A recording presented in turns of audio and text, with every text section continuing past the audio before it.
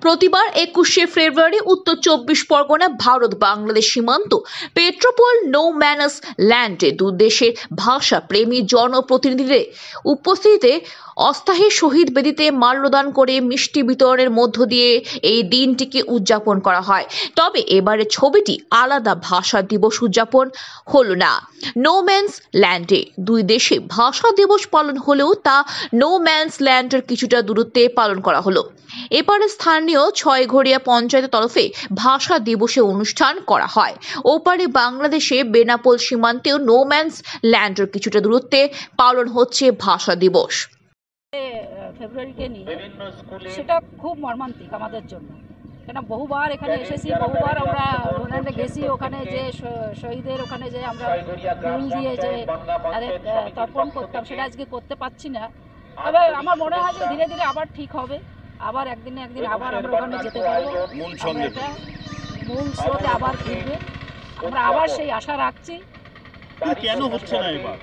এটা কেন হচ্ছে না, বাংলাদেশে তো তোমরা দেখছো যে রাজনীতির কারণে তারা আজকে সেখানে যেভাবে অত্যাচার হচ্ছে, বিশেষ করে হিন্দুদের উপরে, এবং বাংলাদেশের অবস্থা তো সবাই জানে, এটা তো আমাদের থেকে তোমরাই বেশি জানো। তো সেটা তাদের দেশের অভ্যন্তরীণ জিনিস।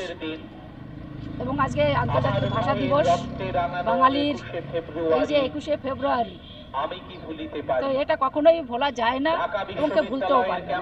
আগামী থেকে আবার যৌথভাবে হওয়ার পরিকল্পনা আশা করছি অবশ্য আবার সেই মূল স্রোত আবার ফিরে আসবে, আবার সব দুদেশ মিলে আবার সেখানে করবে। এটা আমাদের আবেগ, বাঙালির আবেগ, দুদেশের আবেগ, এটা অবশ্যই থাকবে।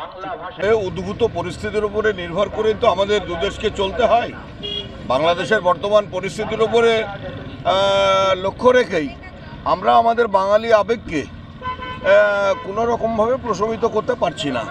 আমরা প্রতি বছরের ন্যায় এবছরও ভারত ভূখণ্ডে আমাদের মূল অনুষ্ঠান করছি ছয়ঘরিয়া গ্রাম পঞ্চায়েত এবং বনগাঁ পঞ্চায়েত সমিতির যৌথ উদ্যোগে। আগামী থেকে এই ভাষাপ্রেমীদের যে আবেগ, তার মূল্য দেওয়া বা অবশ্যই অবশ্যই অবশ্যই আগামীতে ভাষাপ্রেমীদের আবেগের অবশ্যই মূল্য আমরা দেব।